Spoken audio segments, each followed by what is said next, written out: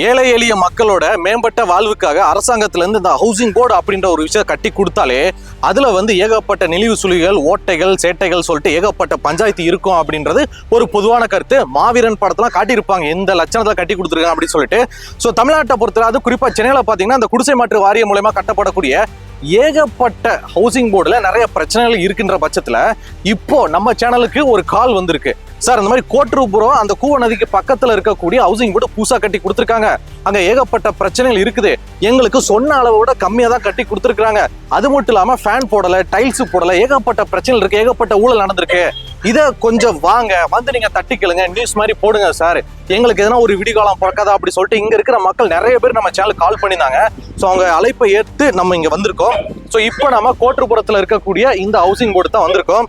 இங்க இருக்கக்கூடிய மக்கள் சொன்ன மாதிரி இங்க பிரச்சனைகள் இருக்கா, அரசாங்கம் சொன்ன மாதிரி ஒழுங்கா கட்டி கொடுத்தாங்களா, இல்ல அதுல முறைகேடு, ஊழல், சேட்டைகள் என்ன பண்ணிருக்காங்களா, அதுக்கு பின்னாடி யார் இருக்கா, இந்த மக்கள் எந்த மாதிரி வெளியில ஆஹா சூப்பர் ஒரு அபார்ட்மெண்ட் அப்படின்ற மாதிரி இருந்தாலுமே உள்ளுக்குள்ள எந்த மாதிரியான ஒரு வாழ்க்கையை வாழ்றாங்க அப்படின்றத நம்ம உள்ள போய் தெரிஞ்சுக்கலாம்.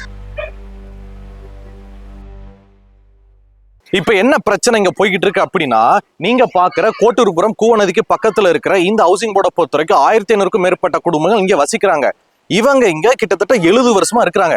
நீங்க பாக்குற இந்த கட்டடம் எல்லாமே இது வந்து புதுசா கட்டது, சரிங்களா? பட் இதுக்கு முன்னாடி பழைய கட்டடம் இருக்கும் பாத்தீங்களா, ஹவுசிங் போர்டு கட்டடம், அது 70 வருஷமா இருந்தால அங்கங்க பேட்ச் ஒர்க் பண்ற மாதிரியும் துருப்பிடிச்ச மாதிரி ஏகப்பட்ட டேமேஜ். அது மட்டும் இல்லாம 2015 பெருவெல்ல வந்து ஒரு ஆட்டம் ஆடிட்டு போயிடுச்சு. இதுக்கு மேல இங்க குடியிருந்தா உசுருக்கு பாதுகாப்பு இல்லை, அதனால எங்களுக்கு புது கட்டணம் கட்டித்தாங்க அப்படின்னு சொல்லிட்டு இங்க இருந்த ஒட்டுமொத்த மக்களும் அப்போ டிஎம்கே எம்எல்ஏ, அதாவது சைதாப்பேட்டை எம்எல்ஏ இருந்தா மா சுப்பிரமணியன் அவங்க கிட்டையும், அப்புறம் வந்து மக்கள் நல்வாழ்வுத்துறை வீட்டு வசதி வாரியம் அமைச்சர் தாமு அன்பரசு அவங்க கிட்டையும் முறையிட்டு இருக்காங்க.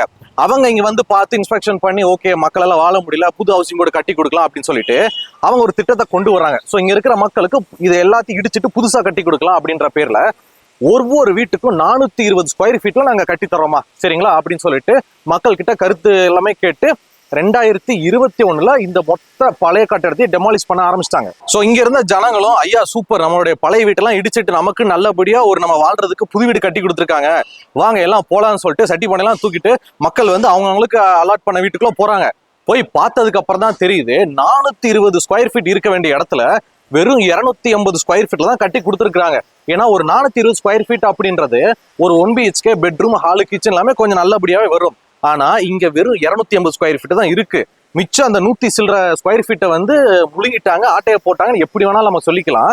ஸோ அங்க உள்ள மக்கள் அளந்து பார்த்துட்டு என்னங்க கம்மியா இருக்குது, இதுல எப்படி குழந்தை குட்டியோட வாழ முடியும் அப்படின்னு சொல்லிட்டு சம்பந்தப்பட்ட அதிகாரிகளுக்கும் துறை சார்ந்த நிர்வாகிகளுக்கும் பேட்டிக்கு மேல பேட்டி, மனுக்கு மேல மனு, ஏகப்பட்ட தடவை கோரிக்கை விட்டுருக்காங்க. ஆனா அவங்களுக்கு இப்போ வரைக்கும் தீர்வு கிடைக்கவே இல்லை. இந்த கோட்டூர்புரம் ஹவுசிங் போர்டுல இதை கட்டுறதுக்கு பின்னாடி ஏகப்பட்ட மோசடிகள் நடந்திருக்கு. அதுக்கான ஆதாரம் என் கையில நான் வச்சிருக்கேன். இது என்ன அப்படின்னா, இது ஒரு கடப்பா கல்லு. இந்த கடப்பா கல்லு பாத்தீங்கன்னா இங்க இருக்கிற குடும்பங்கள் வசிக்கிற அந்த படிக்கட்டு ஏறி இறங்கும் பாத்தீங்களா, அந்த படிக்கட்டுலாம் பதிக்கிறதுக்கான கல்லு. இதெல்லாம் அங்க பதிச்சாங்களான்னு கேட்டீங்கன்னா கிடையாது, எல்லாத்தையும் தூக்கிட்டு போயிட்டாங்க. எதுக்கா தூக்கிட்டு போனாங்க, இங்க பதிக்கிறதுனா கொண்டு வந்தாங்க அப்படி கேட்டீங்க அப்படின்னா, இவங்களுடைய இந்த பில்டிங் எல்லாம் கட்டி கொடுக்குற அந்த அரசாணை வெளியிட்டது பார்த்தீங்கன்னா டிஎம்கே ஆட்சியில, சரிங்களா? எல்லாம் கட்டி கொடுத்த 2026 மார்ச் போக்குல தான் கொடுத்தாங்க. இன்னமும் கொஞ்சம் வேலைகள் பெண்டிங் இருக்கும்போது அந்த வேலைகள் பார்த்துக்கிட்டு இருக்கும் போது ஆட்சி மாறிடுச்சு. உங்களுக்கு நாங்க வீடெல்லாம் கட்டி கொடுத்தோம், ஆனா நீங்க எங்களுக்கு ஓட்டு போட்டு டிஎம்கேவை அரியணையில உட்கார வைக்காம நீங்க ஆட்சியை மாத்திட்டீங்களே, விஜய் கொண்டு வந்தீங்களே, வேலையெல்லாம் நிப்பாட்றா, கடப்பாக்கெல்லாம் ஒட்டாதீங்கடா, மற்றபடி கொடுத்தா கடப்பாக்கெல்லாம் தூக்கிட்டு வாங்கடா அப்படி சொல்லிட்டு ஒட்டுமொத்த இந்த அவ்வளோ பெரிய ஹவுசிங் போர்டுல எல்லா கடப்பாக்களையும் தூக்கிட்டு போயிட்டாங்க. அதை நேரம் செகண்ட் ஹேண்ட்ல அதுன்னு வித்து காசு பார்த்துருப்பாங்க. அது மட்டும் இல்லாம இங்க இருக்கிற எல்லா வீடு இருக்கு பாத்தீங்களா, அந்த எல்லா வீட்டுக்குமே ஃபேனு, லைட்டு எல்லாமே வந்து இறங்கி இருக்குது. இதுக்கு பின்னாடி பாத்தீங்கன்னா குடோன் மாதிரி இருந்திருக்கு போல. 1500 வீட்டுக்கும் 1500 ஃபேன் வந்திருக்கு. ஆட்சி மாறின உடனே ஆட்கெல்லாம் வேன்ல வந்து அதெல்லாம் தூக்கிட்டு போயிட்டாங்க. எதுக்கு கொண்டு போறீங்க கேட்டா, ஆட்சி மாறிடுச்சுலங்க, அதெல்லாம் போன வேணாம்னு சொல்லிட்டாங்க, அதிகாரியை சொல்லிட்டாங்க, அதான் கொண்டு போயிட்டு இருக்கோம், நாங்க என்ன பண்ண முடியும் அப்படின்னு சொல்லிட்டு ஃபேன் எல்லாம் தூக்கிட்டு போயிட்டாங்க. அந்த ஃபேன் எல்லாம் இந்த மக்களுக்காக நீங்க ஒதுக்குனது, மக்களோட வரி பணத்துல ஒதுக்குனது, அதை நீங்க ஆட்டையை போட்டு எங்களுக்கு கொடுக்காம போறது என்ன ஒரு நியாயம்? இதுதான் உங்களுடைய வேலையா? இப்படித்தான் நீங்களா ஆட்சி பண்ணுவீங்களா, முந்தின ஆட்சி அப்படின்னு சொல்லிட்டு இங்க இருக்கக்கூடிய மக்கள் வண்ணமா கிழிக்கிறாங்க. இந்த கோட்டூர்புரம் ஹவுசிங் போர்டுல இதை விட கொடுமையான ஒரு ஊழல் நடந்திருக்குன்னு சொல்லிட்டு இங்க குடியிருக்கிறவங்க குற்றச்சாட்டு முன் வச்சிருக்காங்க. அது என்ன அப்படின்னா, பொதுவா ஒரு பில்டர், ஒரு கான்ட்ராக்டர் ஒரு வீடெல்லாம் கட்டி கொடுக்குறாங்க அப்படின்னா அதுல எல்லா வேலைகளும் முடிச்சிருவாங்க, இன்க்ளூடிங் பெயிண்டிங் ஒர்க்கு கூட. ஆனா இங்க இருக்கக்கூடிய 500 வீடுகளுக்குமே வெறும் பட்டி மட்டும் பார்த்து ஃப்ரேம் ஒர்க் மட்டும் முடிச்சிருக்காங்க. உள்ளுக்குள்ள பெயிண்ட் அடிப்பாங்க பாத்தீங்களா, ஆக்சுவல் மெயின் பெயிண்ட், அதை அடிக்காமே கொடுத்துட்டாங்களாம். இங்க இருக்கிற மக்களும் கூலி வேலை பார்த்து அன்றாட தினக்கூலியா தான் இருக்கிறாங்க. அவங்க கிட்ட அறிமுகமா வீட்டை கொடுத்துட்டு அப்பா ஃபேன் இல்ல, லைட் இல்ல, பெயிண்ட் எல்லாம் அடிக்க முடியாது, நீயே பெயிண்ட் அடிச்சுக்க, நீயே ஃபேனை மாட்டீங்கன்னு கொடுத்தா அவங்க எங்க போவாங்க? அவங்களோட வரி பணத்துல ஒரு மிகப்பெரிய 350 கோடி ரூபாய் செலவுல நீங்க பட்ஜெட் ஒதுக்கி எல்லாம் கட்டி கொடுத்துருக்கீங்க. அப்படிங்கும்போது மொத்த பெயிண்ட் அடிக்கிறது ஒரு ஃபேனா மாட்டுறதுக்கு எவ்வளவு செலவாயிர போகுது? அது எல்லாத்தையுமே ஆட்சி மாறிடுச்சு. நீங்க எங்களை வந்து அரியணை உட்கார வைக்கல, விஜய் வந்துட்டாரு, அதனால டிஎம்கே ஆட்சியில உங்களுக்கு கட்டி கொடுத்த இதுக்கு ஃபேன் எல்லாம் நாங்க தூக்கிட்டு போறோம் சொல்லிட்டு தூக்கிட்டு போயிட்டாங்க. இது எந்த விதத்துல நியாயம் அப்படின்னு சொல்லிட்டு 1500க்கும் மேற்பட்ட குடும்பங்கள் இங்க புலம்பிக்கிட்டு இருக்காங்க. மக்களை இந்த ஹவுசிங் போர்டை வெளியே இருந்து உங்களுக்கு எல்லா பக்கமும் காட்டுன நிறைய விஷயங்கள் சொன்னேன். ஆனா மெயின் பிரச்சனை என்ன அப்படின்னா ஸ்கொயர் ஃபீட் கம்மியான விஷயத்துலதான் அந்த வீடெல்லாம் கட்டி கொடுத்துருக்காங்க சொன்னேன் பாத்தீங்களா? சோ அந்த சாம்பிள் காட்டுறதுக்காக இந்த ஹவுசிங் போர்டில் இருக்கக்கூடிய ஒரு குடும்பத்தினர் வசிக்கிற வீட்டுக்குள்ளேயே நம்ம வந்தாச்சு.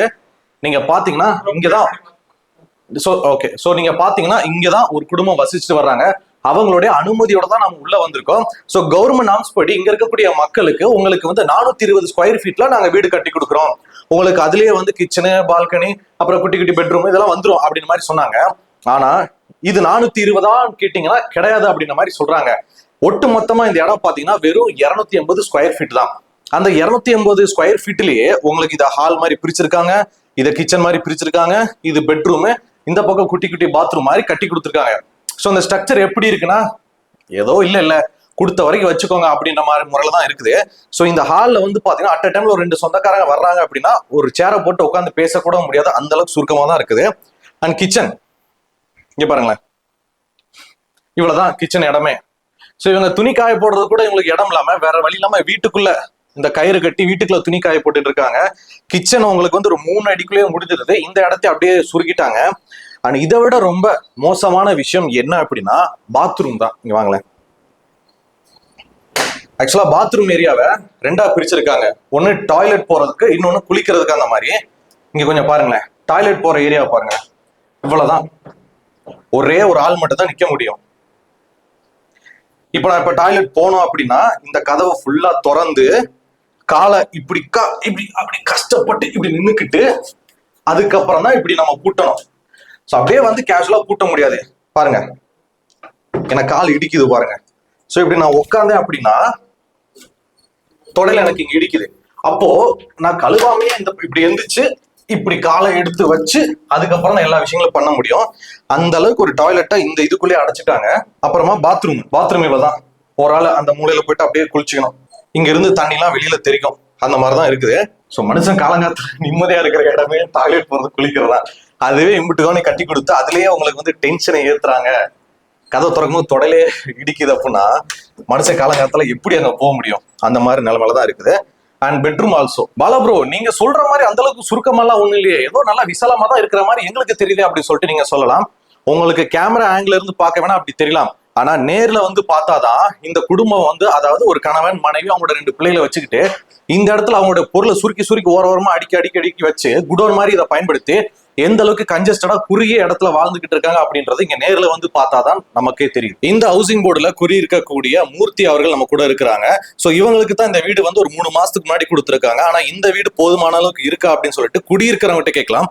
ஆனா உங்களுக்கு இந்த வீடு எப்ப கொடுத்தாங்க? எங்களுக்கு வந்து ஒரு 3 மாசம் முன்னாடி வந்து முதலமைச்சர் தலைமையில இந்த வீடு கொடுக்கப்பட்டது. அப்போது வந்து இருந்த அமைச்சர் வந்து எங்களுக்கு கொடுத்த அளவு வந்து 420 ஸ்கொயர் ஃபீட்னு சொன்னாங்க. ஆனா இப்போ இது கொடுக்கப்பட்ட வீடு வந்து 280 ஸ்கொயர் ஃபீட் மட்டும் தான் இருக்கிறது. இதுல வந்து எங்களால வாழ முடியாத நிலைமையில இருக்கிறது. இந்த வீட்டுல வந்து வாழ்வற்ற வீடுகளாக இருக்கிறது. ஒரு குடும்பம் வாழ முடியும் அப்படின்னா இதுல வாழ முடியாது சூழல் இருக்கிறது. இப்போ ஒரு ஹாலு, ஒரு கிச்சனு, ஒரு பெட்ரூம், அட்டாச்சு பாத்ரூம் இதெல்லாம் இருக்கு. இப்போ மக்கள் என்ன நினைப்பாங்கன்னா, ஏங்க ஒரு மிடில் கிளாஸ் ஃபேமிலிக்கு இது போதுமேங்க, இது எப்படி உங்களுக்கு பத்தல நீங்க சொல்றீங்க அப்படி சொல்லிட்டு கேட்பாங்கல்ல. இல்ல, அவங்களுக்கு வந்து வெளியில பார்க்கும்போது இது வந்து தோரணையா தெரியும். ஆனால் இங்க உள்ள வந்து பார்க்கவே தெரியுது, ஒரு பெட்ரூம்ல வந்து பெட்டே போட முடியாது. ஒரு ஃபேமிலியில வந்து 2 குழந்தை இருக்காங்கன்னா அந்த 2 குழந்தைய வச்சு நீங்க வாழ முடியாத நிலைமை தான் இங்க இருக்கிறது. இதுதான் இந்த பில்டிங்கோட நிலைமை. சரி, இப்போ உங்களுக்கு சொன்ன ஸ்கொயர் ஃபீட் ஒன்று, கொடுத்த ஸ்கொயர் ஃபீட் ஒன்றுல இது சம்பந்தப்பட்ட அதிகாரிகள்கிட்டயோ உங்களோட ஏரியா கவுன்சிலர் மாவட்டம் அவங்க கிட்ட முறையிட்டீங்களா, பெட்டிஷன் போட்டிருக்கீங்களா? இதுக்கு முன்னாடி வந்து நாங்க வந்து முதலமைச்சர் கொடுத்த உடனே மேல வந்து பார்த்தோம். அவங்க கொடுத்த ஸ்கொயர் ஃபீட் வேற, இங்க வந்து பார்த்த உடனே எங்களுக்கு வந்து அதிர்ச்சியா இருந்தது. எல்லாமே சின்ன சின்ன வீடுகள். இது சம்பந்தப்பட்ட அதிகாரிகளுக்கு வந்து நாங்க வந்து முறையிட்டோம். எந்த அதிகாரிகளும் ஏழைகள் கூப்பிட்டா எந்த அதிகாரி காது கேட்காத மாதிரி தான் இருக்கிறார்கள். அதுதான் இதனுடைய நிலைமை இருக்கிறது. அதோடு வந்து நாங்கள் பெட்டிஷனும் சிஎம்க்கும் பெட்டிஷன் போட்டிருக்கோம். பெட்டிஷன் போட்ட பிறகு அதனுடைய ரிப்ளை இது வரைக்கும் எங்களுக்கு எந்த அதிகாரியும் தொடர்பு கொண்டு பேசவில்லை. இது வரைக்கும் வந்து எங்கெங்கே போகணும் நாங்கள் போராட்டம் பண்ணியிருக்கிறோம். எந்த அதிகாரியும் எங்களுக்கு தொடர்பு கொண்டு பேசலை. இப்ப எனக்கு என்ன டவுட்னா, இப்ப இங்க இருக்கிற மொத்த இடமே பாத்தீங்கன்னா வெளியில பணக்காரங்களாம் தங்கி இருக்கிற ஒரு அபார்ட்மெண்டோட ஒரு ஹால் அந்த லென்த்துக்கு தான் இருக்கும். இதுக்குள்ள எந்த மாதிரியான ஒரு வாழ்க்கையை வாழ்ந்துகிட்டு இருக்கீங்க? ரொம்ப ரொம்ப கஷ்டப்பட்டு தான் வாழ்ந்துட்டு இருக்கோம். இது வந்து எப்படி சொல்றதுன்னா, ஒரு சொந்தக்காரன் வந்தாலும் உட்கார முடியாது, எல்லாம் வெளியே தான் போயிட்டு உட்கார மாதிரி இருக்கும். இதுதான் எங்களுடைய ஏழைங்களுடைய நிலைமை. இதுதான். இல்ல இப்ப வீட்டுக்காரமா வந்து இந்த சமைக்கிறதுக்கு, பாத்திரம் கழுவுறது, இந்த பக்கம் குளிக்கிறதுக்கு, இதெல்லாம் உங்களுக்கு போதுமான வசதி இருக்கு? அதுவுமே வேற வழியில கொடுத்துட்டாங்க அப்படின்ற மாதிரி தான் சமாளிக்கிறீங்களா? ஆமா சார், ஏதோ கொடுத்துட்டாங்கன்ற முறையில நாங்கள் வந்து இங்க இருக்கிறோம். இன்னும் குழந்தைங்க எல்லாம் பெருசானா இங்க வாழ முடியாது. இப்போ வந்து பசங்க எல்லாம் சின்ன சின்ன பசங்கனால நாங்க வந்து இங்க இருக்கிறோம். குழந்தைங்க வந்து ஒரு காலேஜ் போற மாதிரி இருந்தாங்கன்னா நாங்க வந்து வெளியில தான் போற நிலைமை எங்களுக்கு உருவாக்கப்பட்டிருக்கு. இன்னொரு பிளாக்ல இருக்கக்கூடிய பெட்ரூம் தான் வந்திருக்கும். நீங்க பாத்தீங்கன்னா இது எவ்வளவு இருக்குன்னா ஒரு 85 ஸ்கொயர் ஃபீட் தான் இருக்கும். ஒரு 4 டைல்ஸ் போடுற அளவுக்கு தான். 1 2 3 4 அவ்வளவுதான். இதுக்கு பேர் வந்து பெட்ரூம் அப்படின்ற மாதிரி சொல்லிதான் கொடுத்துருக்காங்க. ஒரு கைத்துக்கட்டுல ஒரு கட்டுக்கிட்டுல இந்த பக்கம் போடுறோம் அப்படின்னா கண்டிப்பா இடைஞ்சலா இருக்கும். 2 ஆளுங்க சேர்ந்த மாதிரி இந்த இடத்துல படுக்க முடியாது. கேமரால பார்க்கும்போது உங்களுக்கு நல்லா தானே இருக்கு அப்படின்ற மாதிரி தெரியலாம், அது கேமரோட ஆங்கிள் அந்த மாதிரி. பட் நேர்ல வந்தாதான் தெரியும். இவ்வளவுதாங்க, பெட்ரூமே இவ்வளவுதான் இருக்குது. இந்த கோட்டூர்புரம் ஹவுசிங் போர்டுல இந்த 1800 மக்களுக்குமே எந்த மாதிரி அளவுல வீடு கொடுக்குறேன்னு சொல்லிட்டு எந்த மாதிரி அளவுல கொடுத்தாங்க, இங்க ஒட்டக்கூடிய டைல்ஸ் எல்லாம் எங்க போச்சு, யாரு தூக்கிட்டு போனா, உள்ளுக்குள்ள மாட்ட வேண்டிய ஃபேன் எல்லாம் எங்க போச்சு, யாரு எடுத்துட்டு போனா, இதுக்கு பின்னாடி இருக்கிற காரணங்கள் என்ன, யாருக்கிட்ட முறையிட்டாங்க, இப்ப வரைக்கும் தீர்வு கிடைக்கலன்னு சொல்லிட்டு இங்க இருக்கிற எல்லா பிரச்சனையுமே நான் உங்ககிட்ட நான் சொன்னேன். இப்போ இங்க இருக்கக்கூடிய மக்களுடைய புலம்பல் கருத்து என்ன அப்படின்னா, இந்த கோடி கோடியா கணக்குல கொள்ளையடிக்கிறாங்களே அந்த மாதிரி ஆட்கள் கிட்ட நீங்க அப்படி இப்படின்னு அரசாங்க அதிகாரிகள் அடிச்சுட்டு போங்க, அந்த பிரச்சனையில. ஆனா மக்களாகிய நாங்க வரி பணத்தை கரெக்டா கட்டுறோம், எல்லா விதமா உங்களுக்கு உழைக்கிறோம், ஓட்டு போடுறோம். ஆனா எங்களுக்கு குருவி கூடு மாதிரி கட்டி கொடுக்குற இடத்துலயே கொஞ்சம் ஒரு 100 ஸ்கொயர் ஃபீட்டுங்களை ஆட்டையை போட்டு இவ்வளவுதான் கொடுக்குறீங்களா, என்னங்க நியாயம் இது அப்படின்னு சொல்லிட்டு இங்க இருக்கிற மக்கள் புலம்புறாங்க. பாலா ப்ரோ, இந்த மக்கள்லாம் இதுக்கு முன்னாடி குடிசை வீட்டுல இருந்தவங்க தானே, அப்ப வந்து இம்முட்டுக்கோன இடத்துல இருந்திருப்பாங்க. அவங்களுக்கு ஏதோ டிஎம்கே பீரியட்ல வந்து இந்த மாதிரிலாம் கட்டி கொடுத்துருக்காங்க, ஆனா இடம் பத்தல, இது நோல்ல, இது சொட்டன்னு சொல்றீங்க, அட்ஜஸ்ட் பண்ண மாட்டாங்களா அப்படின்னு சொல்லிட்டு சில பேர் நாக்குல நரம்பு இல்லாம நாக்கு மேல பல்ல போட்டு பேசலாம். ஒரு விஷயம் யோசிச்சு பாருங்களேன், இந்த மக்கள் கிட்ட தான் அரசாங்க அதிகாரிகளும் சரி, மற்ற மினிஸ்டர் எம்எல்ஏக்களும் சரி, இங்க வந்தா கையெடுத்து கும்பிட்டு எங்களுக்கு ஓட்டு போடுங்கன்னு சொல்லிட்டு இங்க இருக்கிற 1800 மக்கள் தான் ஓட்டு போட்டு தலைவர்கள் தேர்ந்தெடுத்திருக்காங்க. சைதாப்பேட்டையில எம்எல்ஏ ஜெயிக்க வச்சிருக்காங்க. அப்ப இந்த மக்களுடைய அந்த குடிசைக்குள்ள இருந்து ஓட்டு மட்டும் வேணும்.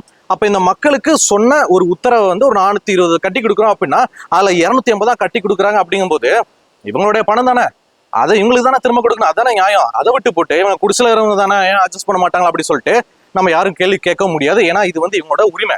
இவங்களுக்கு இதை கட்டி கொடுக்காம இருந்தா கூட அவங்க 1 BHK 2 BHK எடுத்துட்டு நல்லபடியா ஒரு பெரிய வீட்டுல போயிட்டு நிம்மதியா இருந்திருப்பாங்க. அந்த எல்லா மக்களுமே குடிசை வீட்டு மாற்று வாரியம் அப்படின்ற பேர்ல இங்க தூக்கிட்டு வந்து போட்டாங்க. அதுதான் இங்க பிரச்சனையே. எம்ஜிஆர் அவர்களும் கலைஞர் அவர்களும் இருந்த வரைக்கும் ஏழை எளிய மக்களுக்கு தான் முக்கியத்துவம், அவங்களுடைய வாழ்க்கைக்கு தான் முக்கியமான விஷயங்கள் பண்ணிட்டு அதுக்கப்புறம் தான் எல்லாத்தையும் கவனிப்பாங்க. ஆனா அதுக்கப்புறம் வந்து ஆட்சியாளர்கள், அது XYZ யாரா இருந்தாலும் சரி, முதல்ல ஏழை எளிய மக்கள் எங்கெல்லாம் குடிசை போட்டிருக்காங்க அவங்க எல்லாரையும் அப்புறப்படுத்துங்க, சிட்டி கவுட்ல 30 கிலோமீட்டர் தள்ளி போடுங்க, அந்த இடத்துல பெரிய பெரிய பில்டர்ஸ் கமிஷன் கொடுத்து பெரிய பெரிய அப்பார்ட்மெண்ட் கட்ட ரெடியா இருக்கிறாங்க, அவங்களுக்கு அந்த இடத்த கொடுங்கன்னு சொல்லிட்டு, நீங்க வந்து புறம்போக்கு நிலத்துல குடியிருக்கீங்க, உங்களுக்கு பட்டா இல்ல, நீங்க எல்லாம் காலி பண்ணுங்க அப்படின்னு சொல்லிட்டு புல்டோசரை வச்சு இடிச்சு 30 கிலோமீட்டர் தள்ளி எங்கிட்ட போட்டுருவாங்க. இந்த இடத்துல வந்து பெரிய பெரிய கார்பரேட் நிறுவனங்களுக்கு அந்த இடத்த கொடுத்து அதுல இருந்து கமிஷன் வாங்கிடுவாங்க. இதுதான் பேசிக்கா தமிழ்நாட்டுல நடந்துகிட்டு இருக்கு. ஆனா இந்த மக்கள் அந்த பக்கம் போனதுக்கு அப்புறமா ஒவ்வொரு வேலைக்காகவும் ஒவ்வொரு விஷயத்துக்கும் சிட்டிக்குள்ள வந்துட்டு போக எவ்வளவு கஷ்டப்படுறாங்க. இந்த செய்தியை பாக்குற நிறைய மக்கள் கண்ணகி நகர்ல இருந்து கூட பார்க்கலாம். ஊருக்குள்ள நீங்க போயிட்டு எந்த கம்பெனில போயிட்டு வேலைன்னு கேட்கும் போது எந்த ஏரியா பண்ணி சொல்லும் போது கண்ணகி நகர் அப்படி சொல்லும் போது கண்ணகி நகரா இல்லப்பா வேலையெல்லாம் இல்ல அப்படின்ற மாதிரி ஒதுக்குறாங்க. ஏன்னா கண்ணகி நகர் அப்படின்னாலே அங்க வந்து பொறிக்க பழுக மொல்ல மாதிரி தனம் பண்றவங்க, அவங்களாம் வேலையில சரிப்பட்டு வர மாட்டாங்க, அவங்களுக்குலாம் ரவுடிஸும் பிட் பாக்கெட் இந்த மாதிரி கன்றாவி தொழில் தான் பண்ணுவாங்கன்னு சொல்லிட்டு ஒரு பொய்யான முத்திரை குத்தி வச்சிருக்காங்க. ஸோ அந்த மாதிரிதான் சென்னையிலேயே பிறந்து சென்னையிலேயே வளர்ந்த பூர்வக்குடி மக்களை நம்ம குடிசை வாற்று மாதிரியும் அப்படின்ற பேர்ல ஊரை விட்டு ஒதுக்கி வச்சு அவங்களுக்கு வேலை, வீடு, சொத்து பத்து சொகம் எதுவுமே ஏற்படுத்தாம மத்த ஊருக்கார மத்த கார்பரேட்டா உள்ள வா உட்காந்து இடத்த போடு, அவங்களாம் அங்க போயிட்டாங்க, நீ வாப்பா உட்காந்து சாப்பிடுப்பான்னு சொல்லிட்டு பண்ணிக்கிட்டு இருக்காங்க. இதுக்கு ஒரு தீர்வே இல்லையாப்பான்னு கேட்டா அரசாங்கம் தான் முடிவு பண்ணணும். சோ ஃபைனலா இந்த மக்களுடைய கோரிக்கை என்ன அப்படின்னா, எங்களால படுத்த கால் நீட்ட முடியல, தலை நீட்ட முடியல, இந்த பக்கம் அடிக்குது இந்த பக்கம் அடிக்குது, ஒரு வாழ்க்கையை வாழ முடியல, கொடுத்தும் கொடுக்காத மாதிரி தான் இங்க ஒரு வாழ்க்கையை வாழ்ந்துட்டு இருக்கோம் அப்படின்ற மாதிரி புலம்புறாங்க. அண்ட் அது மட்டும் இல்லாம இவங்க எல்லா அதிகாரிகள், அதாவது இவங்களுக்கு யாரெல்லாம் பார்த்தாங்களோ, யாரெல்லாம் முன்னாள் அமைச்சரா இருந்தாங்க, இந்நாள் அமைச்சரா இருக்காங்க, எல்லாரையும் பார்த்தாங்க, எல்லார்கிட்டையும் பெட்டிஷன் கொடுத்துட்டாங்க. அவங்க எந்த ஒரு ஆக்ஷனுமே எடுக்கல. பாக்குறோமா இந்த சொல்றோம் கொஞ்சம் போட்டோம் அப்படின்ற மாதிரி அலக்கழிச்சிட்டே இருக்கிறாங்களா. ஸோ எங்களுக்கு என்னதான் தீர்வு, வீடை கொடுத்துட்டீங்க இங்கே கடைசி வரைக்கும் இருக்கலாமா அப்படின்ற மாதிரி ஒரு கேள்வி முன்வைக்கிறாங்க. ஆனா அது மட்டும் இல்லாம சரி எங்களுக்கு கொடுத்தது போக இனி வரும் காலங்களை கட்டுவீங்களா ஹவுசிங் போடலாம், அதாச்சும் நீங்க அரசாங்கம் சொல்ற அந்த ஸ்கொயர் ஃபீட்ல கட்டி கொடுங்க, அதுல 100 ஆட்டைய போறேன் 200 ஆட்டைய போறேன்னு சொல்லிட்டு இந்த பெயிண்ட் அடிக்கல ஆட்டைய போறேன்னு சொல்லிட்டு அடிக்கிறதே இருக்கிறாதீங்க, அடுத்து வர்ற மக்களுக்காச்சும் ஒழுங்கா கட்டி கொடுங்க அப்படின்னு சொல்லிட்டு இந்த இருக்கக்கூடிய மக்கள் அவங்களுடைய வேதனையை வெளிப்படுத்துறாங்க. ஸோ இந்த செய்தியில இங்க நடக்கக்கூடிய எல்லா பிரச்சனையும் உங்களுக்கு சொன்னேன். இந்த செய்தியை பார்க்குற மக்களாகிய உங்களுடைய கருத்து என்ன? நீங்க எதனா ஹவுசிங் போர்டில் இருக்கிறீங்க, நீங்க இந்த மாதிரி பிரச்சனைகளை அனுபவிக்கிறீங்க அப்படின்னா நீங்க என்ன மாதிரி பிரச்சனை அனுபவிக்கிறீங்க, உங்களுடைய கருத்துக்கள் எல்லாத்தையுமே பாலாவகன் கூட சேர்ந்து கீழே கமெண்ட்ல தெரியப்படுத்துங்க.